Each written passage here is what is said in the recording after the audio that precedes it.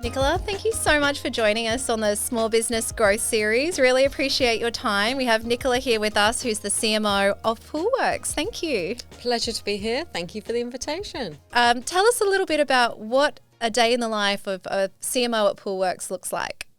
Thanks, Renee. Yes, certainly an interesting role, and every day is very different. My role, obviously, one of the joys of being part of a team of marketing people is that you get to cross all different facets of the business. And I think that's one of the loveliest things about my role and the opportunities that my team gets. So a day in the life for me can be very different, but in essence, what do I focus on primarily? We as a Poolwerx business are very focused around our national campaigns. We have regional-led propositions, and then we have obviously a very strong proposition across all of our local marketing.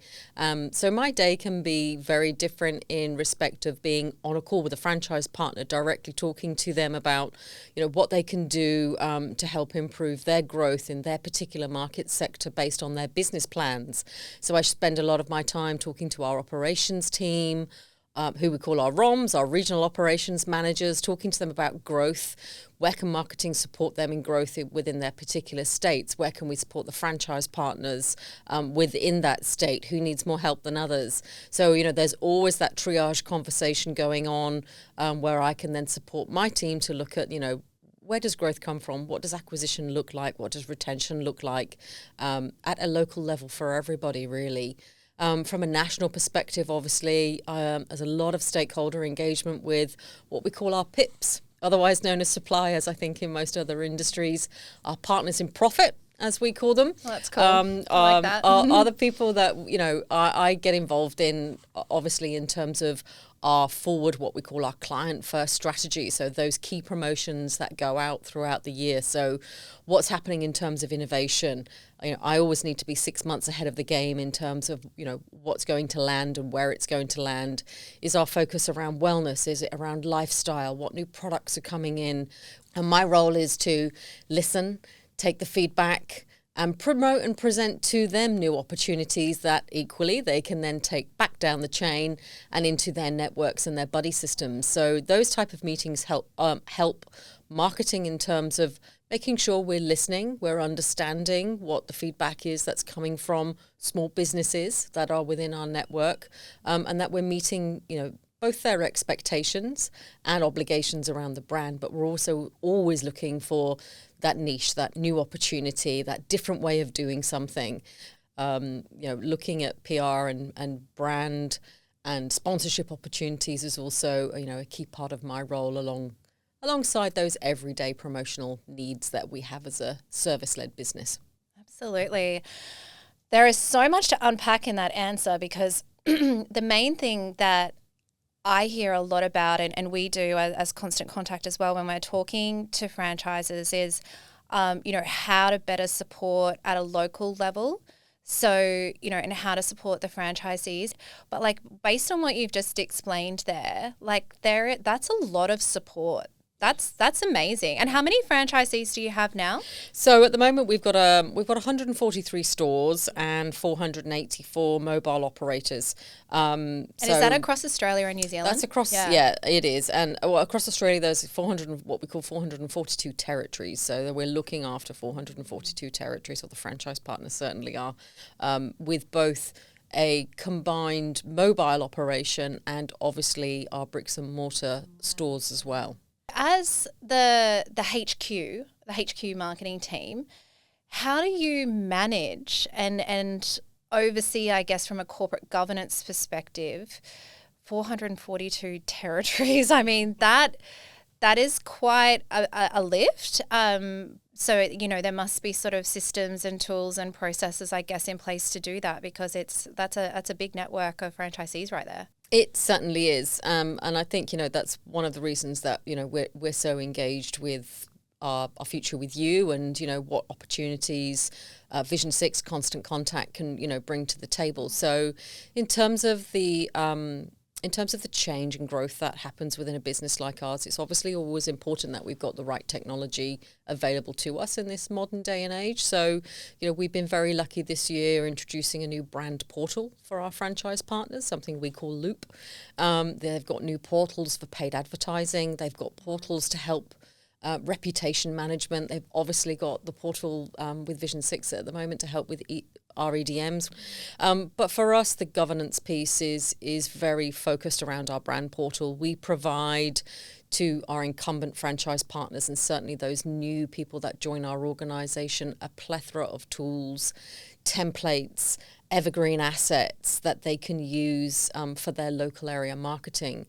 Every campaign that goes out at a national level is executed with a suite of material that lives within our brand portal. So our franchise partners are able to log in, they can download our flyers, they can download the posters, send them to print. They can modify those templates if they want to temper it to their local environment, which is critical and essential for a network our size. And it's so good that you know that, because I think that is some of the feedback we hear as well from franchisees, that sort of they don't have necessarily that flexibility to localize and edit things. They sort of just have to take what's top down and can't really roll it out. So giving that option for flexibility for the LAM, the local area marketing, is really important, right? Particularly Absolutely. with a bricks and mortar store too, right? Like, can be different situations at any given point, even like different temperatures and things. Like, it's hotter up in Queensland than it might be in Tassie, for example. So, your approach just might be slightly different in the way that you're wording things, but certainly at a local level, localizing does allow for more penetration with that community. Without a doubt. What happens at Poolwerx Wagga Wagga is very different to what's happening at Port Stephens and or at Brisbane Metro. So we do have to allow a level of flexibility. There is obviously a level of brand governance that is applied very strictly, but we have thematics, we have phased opportunities for them as to how much they can modify an individual asset. But the thing I think that's also really important is they're able to develop their own assets, so that they can pull in those all important photos of nasties in the skimmer box, or kangaroos bathing in the pool at Christmas, or ducks invading a swimming pool, and use them to help tell lovely stories at a local level. And the storytelling piece is so essential for engagement. Yeah. So like you touched earlier on some of the channels, so you talked about paid, and then there's flyers. Like, I think that there's a bit of direct mail that still happens with Poolwerx. Yes. Would you say? Yeah. So like, what are the channels that are performing best at the moment, and how does it differ between you and sort of like the HQ and the national campaigns versus the local campaigns? So if we look at our business as a franchisor supporting our franchisees, it's important that we bring as many platforms and opportunities to them as possible. One of the benefits of being in franchising is, you get access to all of this equipment and modern technology as kind of part of the deal. So it's important that what we deliver works, more importantly than anything. But at a national level, we've spoken about some of the platforms that we've got, but our role at the national level as the support centre is that, we're obviously focused on brand awareness. We're focused on growth of the brand through our sponsorships. This year, we've become one of the major sponsors of the Big Bash League with Brisbane Heat. So, we're looking forward to that season, and our franchise partners who are cricket mad will be getting involved in it, I have no doubt. But in terms of our channel, so our role at the support centre is to drive leads. First and foremost, one of our key KPIs that we have within our business is franchise partner profitability. And for them to be profitable, we need to ensure that they're getting that inbound reach and they're getting brand awareness geo-targeted at a local level as well. So the mixture of digital and traditional assets in the pool industry, unlike some others, is still incredibly important. We do a phenomenal amount of traditional marketing. I think there's always a perception that kind of digital is king. But for us, being able to still put flyers through letterboxes is important, still have that one-to-one relationship in the backyard. Having a conversation is as important as posting something on Facebook. So we're always looking at acquisition. We're always looking at how we can expand the Poolwerx brand nationally. We're always looking at acquisition for our franchise partners from a perspective of client growth. So having channels that provide an opportunity for us to blend a mix of traditional and digital marketing in a business that operates both a retail store and in some instances up to 13 mobile vans is incredibly important. They've got to be able to deliver through their service vehicles a retail experience as well as delivering a service of a pool, and vice versa, making sure we've got the right channels to really attract footfall into our retail stores is important. We're up against big box, people like Bunnings, Clark Rubber are our major competitors. But in that, online big box environment where we're being, targeted head on also with comparisons on e-commerce, it's really important that our product channels are open, that there is opportunity for people to browse, engage and ask questions. So that's really important for us. So you talked a little bit about like the digital and then the traditional. Seems like a blend of both is what's working really well, like at a national level as well as at a local level. Sticking with the digital part for a little bit here. So you've talked about social. You guys use email and SMS as well. How do they complement each other? So for us, we measure ourselves internally across three kind of major attributes. Obviously, service is a primary. We obviously are a retail business as well. So, we're always looking at equipment. We look at chemicals. We look at labor as key measures and metrics for us as a business as to where we need to invest, whether that's through paid or meta or through search. We are very product agnostic in terms of our website, and that search piece, that's really important to us, that query piece, and our paid really leans into search, and that's an area where we kind of have an opportunity for greatest growth. But for us, bringing together the digital and traditional is very important. And, we always give our franchise partners the advice of do what's free first. When you're starting your business and you've got a million things on your mind, do what's free first and get your feet under the table and get comfortable. And in the back end, the support team are taking care of some of their bigger paid and organic pieces of marketing content for them. But from a wider perspective, we have a lot of obviously metro and rural clients, and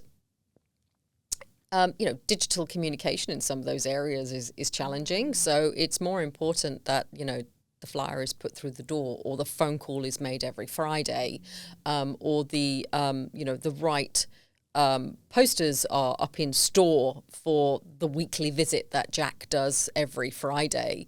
That's far more important to them than us trying to get them to connect on a Facebook page or an Instagram page. And I think probably the thing with us as a business, and unlike many others today, our clients range from in their 20s right through to in their very, very later years, who still have a pool in the garden for the grandchildren, but aren't able to maintain it themselves. So we have to tailor our marketing, traditional and digital, to also suit that consumer group that is very mixed in some areas and or quite prolific to a certain age group in others. So it's very important that the franchise partners have access to all of the collateral that resonates with a local business, a local quiet village or town, and or a busy city suburban environment.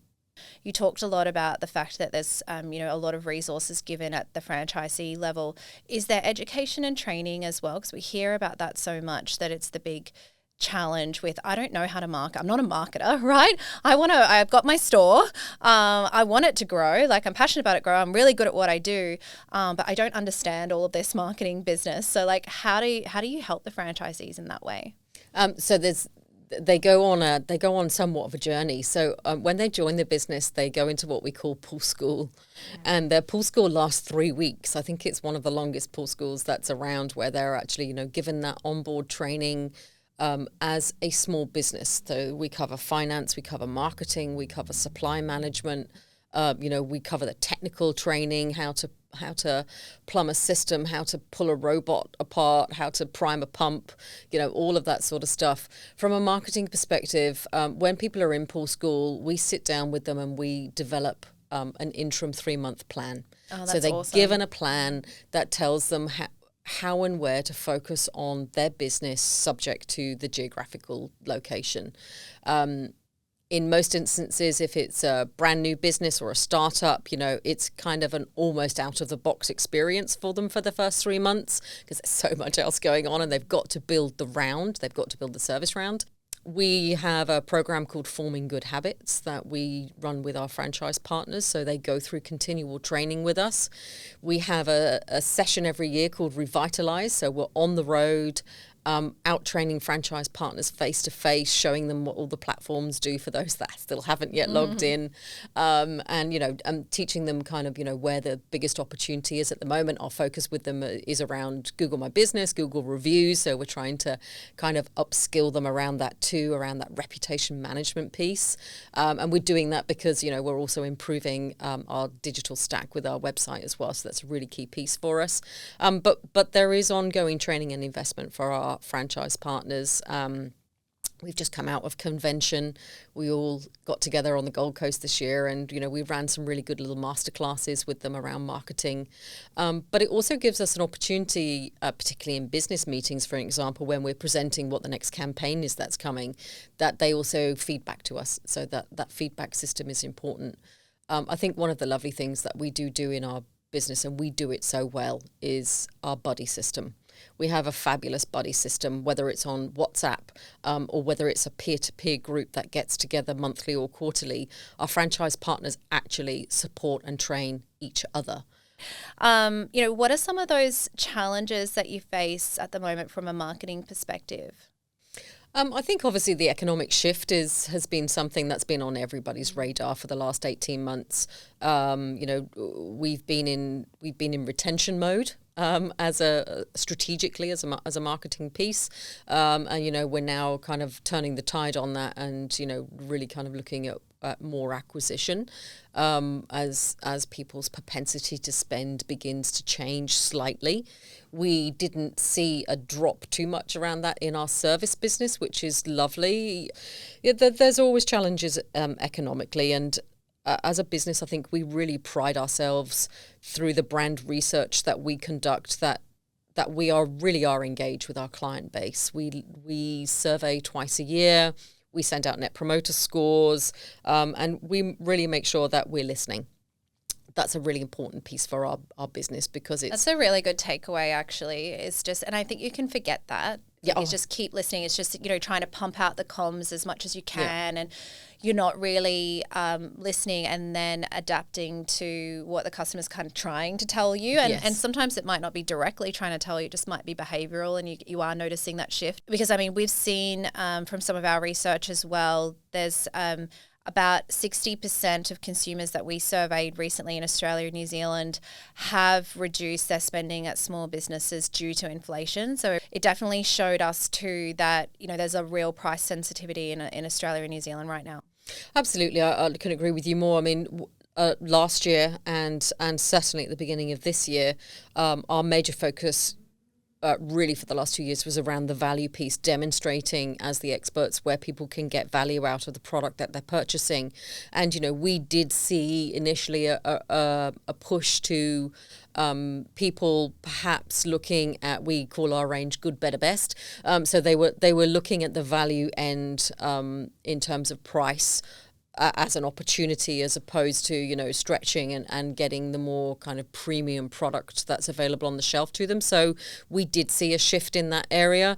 The area we probably have seen the most change in is people's habits around repair. Our repair business, primarily for robotic cleaners and or pumps, and those type of pieces of pool equipment, we've seen a lot of people actually reinvesting in their product over the last 18 months as opposed to going out and purchasing direct replacement pieces. So that makes sense. that's a nice piece for us, certainly around the environmental and, always making sure that there is a second and or third opportunity of life in a product before it gets swapped out. So aside from sort of the impact that maybe inflation sort of having with those price sensitivities, from a pure marketing play perspective, what are some of the core challenges that you're trying to overcome right now? I mean, I know you're going through a digital transformation phase as well. Are some of those challenges fueling those changes that you're making at Poolwerx right now? Absolutely. First and foremost is trying to achieve that improved or trying to even achieve the omni-channel experience. So the pool industry is somewhat of a laggard compared to the rest of that retail world. We aren't as technologically advanced as some of our sisters and brothers within that retail industry. So one of the things that we've been focusing on heavily for the last year and certainly continue into the beginning of next year is our digital stack, improving the right technology for our franchise partners, but primarily also then giving our clients that better experience both in store and online. So yes, we are working on our websites. As I've said, we've got new websites coming for Australia, New Zealand and the USA. Well, that's a huge job in itself. That's a big job. Yes, it is. And then in addition to that, we're improving the digital technology around our servicing. So it's, the feedback that we always get, could do more with the communications. Absolutely. So the SMS component around, Joe is coming today. He'll be there at 3:00. Your pool has been serviced. This is what's happened. Here attached is your client record to show you what we've done and dosed the pool. And we locked the gate on the way out and the dog's still safe. So, that reassurance piece is really important. That digital comms is essentially. And it's so convenient. And it's the kind of SMS you want to receive. Yes, right? It's without a doubt. You want to know that you've someone shut the gate. Yes, and it's personal to you. So using that as a channel for that purpose is, super valuable. We know like SMS, I guess, compared to even things like email, but certainly other channels, but has an open rate of about 98%, which is nice, right? Because you know that SMS is getting there. I mean, absolutely, yeah, without a doubt. It's a really key tool in their marketing armor to keep the comms open. Yes, every house is different. Some houses require us to go through a garage and or sometimes through a house to get to a pool, depending on how it was built. So again, that relationship, that trust for our business is top priority. And that's what fuels that customer loyalty, right? And getting that repeat business. So how do you maintain that through, from a marketing perspective, the touch points in between the servicing? I think you guys do a wonderful job, like from a marketing perspective, as I said, you use sort of the email and the SMS together with us right now. But in terms of the touch points, like, are there certain things that work better than others? Like for some people it's newsletters, for others it's like milestones, like thank you for a year of being a customer with us. So really like leveraging those sorts of things. Like, what do you think from a comms perspective and a messaging perspective is working best for Poolwerx? For us, our clients do like to receive a blend and a mixture. Our adoption rate on our website is heavily biased towards mobile users. Most people are on a mobile phone today. So, it's about 70% at least. It's really high. So that's a really important piece, making sure that we're always kind of front of mind and, we're always putting the right information out at a time that's relevant to the consumer base as well. And for us, that's around seasonality. So that's seasonal communication. You're getting into that now, We're right? just about to ramp up to the summer season. Yeah. The weather is good. Everybody's in getting their water tested at the moment, peeling off those blankets. Yeah. So, the seasonality piece is really key for us. So having those platforms like email, SMS, where we can put the promotions out to support them around. Where we could do better is, where we're having a relationship with you and the team at Constant Contact, and it's around improving that personalization. It's around improving and enriching the experience that somebody has around buying habits, consumer trends, geographical location, as you've already said, geographically, we've still got Victoria experiencing some awful weather still at the moment. So, they're not peeling off the blankets yet. No. Exactly. And, New Zealand as a market, they're still bubbling in their spas. They're not quite ready for summer at all. So, it's really important that we temper our comms appropriately, accordingly to the needs of the consumer. But we're also giving the consumer the opportunity, as we do, looking for that innovation, looking for that change, giving them advice on how they can improve the quality of their pool and their swimming experience. So we do actually share the feedback with our franchise partners that comes through the brand research. I present it to them. And I also give them, through their regional operations managers, access to what is said in their net promoter scores. So they do see in black and white, which can be confronting, what somebody has actually said about their business. That's so important. Again, it comes back to listening, doesn't it? It does. And the corporate governance side, is so important from a franchise model perspective too, particularly for marketing, just to make sure that, if you're out in region trying to present yourself as that premium brand and also a really trusted brand, the kind of brand that you can rely on, when things go south, right? Absolutely. But you need to maintain that from a branding perspective then. So having that element of control of the comms that go out from the franchisee is important. So how do you manage that? Because I know a lot of sort of franchises do have that as a challenge in terms of how do we make sure that we can oversee what's happening. And you've talked about like having a brand portal, but as at a high level, zooming out, is corporate governance a challenge, at Poolwerx, or do you find that with the structure that you have that it just works? It's well structured in terms of local regulations, the regulatory bodies around franchising. That's very well governed. And obviously, there is the franchisee autonomy that is required in terms of, just brand governance as well. So we support our franchise partners. So there's been a significant amount of change that's happened of late around, wages and obviously, staff and their ability to disengage and kind of switch their phones off at 5 or 6 o'clock and not be available kind of 24/7. And we're a 24/7 business. So, we have to ensure that our franchise partners adhere to that regulation. And we do that through training. So, we have training in place and we bring them up to speed and we make sure their businesses are up to speed around legislation and their legal obligations. That's all monitored very heavily. And we train and support accordingly.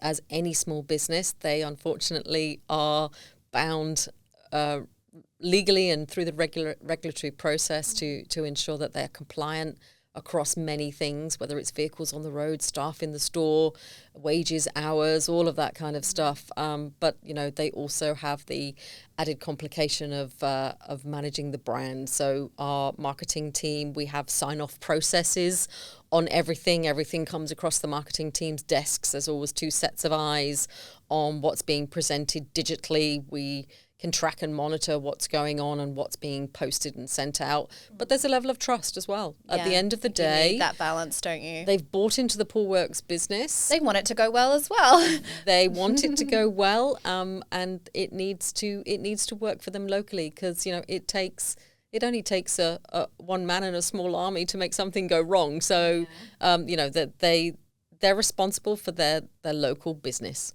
in a local environment, managing and dealing with the people that live in their neighborhood. And if that cultural fit, if that trust isn't there, then no small business would be successful. So yes, it's a big responsibility for any small business, but particularly I think when you've got that equal weighting of being responsible for a brand that's a national brand as well. And in terms of the personalization, I mean, we see a lot of businesses using automation to try and execute on that. Is that like marketing automation, and what about AI? Is that something that you're exploring as a team? We are, without a doubt. That, I mean, AI has crept into most platforms now already. Certainly, it's available as a tool to franchise partners to help them with their communication as well, more so from importantly. the content writing perspective? Absolutely, yes. Making sure that they actually answer the question and they answer it in a tone that is acceptable for customer service, and they're not doing it on the fly with 2 minutes to spare and being direct and believing they're answering the question. That there is a modicum of control and empathy is incredibly important. So AI is very helpful for them in that experience. And we probably see that most across our reputation management platforms and our meta platforms, where they can create content to help with a social media post or a post that they're putting out around a promotion with the wording. So that's nice. We aren't seeing it at the moment. We will hopefully start to see it as we bring in chat functionality. So, really kind of gaining experience from that is important for us down the line.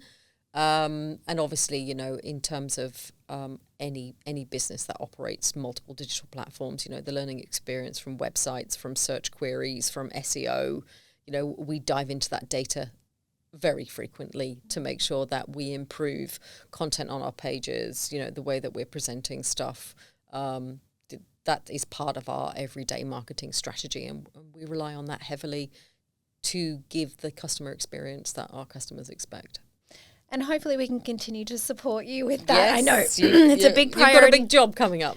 Yes. And it's a big priority for us to make sure we're working, with businesses like yourselves, and you have a huge job and a big network of franchisees, and getting really involved and supporting you as much as possible is a big priority for us as well, and our local support team is on hand to support with all of this transition that's happening in the future, and making sure that you as a team are successful from a comms perspective is a big priority for us too. So thanks for trusting us with that job. And I think the key thing that we always talk about is the adoption piece as well, ensuring that your team, as we improve and migrate kind of our platforms, is really ensuring that we've got the adoption. But the franchise partners know how to utilize the systems. They have an infinite amount of time, and it's normally in the evening when they're trying to eat their dinner. Or they've put the books down for 5 minutes to understand, how many leads did I get from that campaign?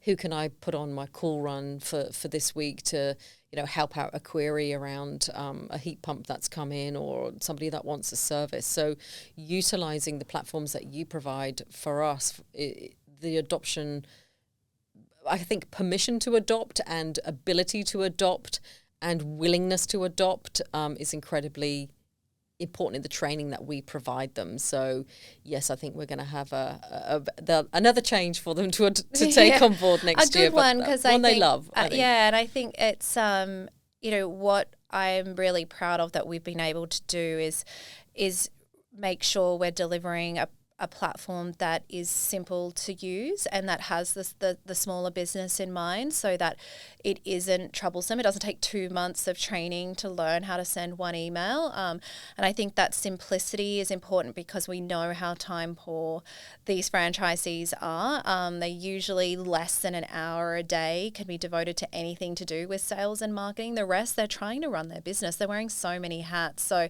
the simplicity and the ease of use is really important when it comes to these kinds of platforms. Otherwise, it does impact adoption. Without a doubt. And, you asked me a question earlier about what's one of our biggest challenges that we have in marketing. Really, one of the biggest challenges that we have in marketing when we're looking for future-proofing the marketing experience is to be able to have a platform that actually suits franchising. Yes. And, that's a conversation story that, we've had with your team, for a while, as to how we can build and improve and deliver something that works for franchising, because most platforms that are out there aren't built for franchising, and it's a bit of an anomaly, and it's a challenge, I think, for any business to get their head around as to how, when you've got 150 franchise partners that all need to log into the system at the same time and manage their own accounts and look after their own clients, and it's not a national thing, it's a local thing. Even the billing is different. even the billing is different. That's fun Sorry too. about that. Well, it's we love working with you and appreciate the fact that you've trusted that us with your wonderful business and helping support you as you look to grow going forward. But thank you so much for your time, Nicola. It's been wonderful having you on our Small Business Growth series, and we've talked about a lot, we've unpacked a lot, but I think it's been really helpful for people in the franchise marketing world to hear how it all works at Poolwerx. So thank you so much. You're welcome. Thank you for having us.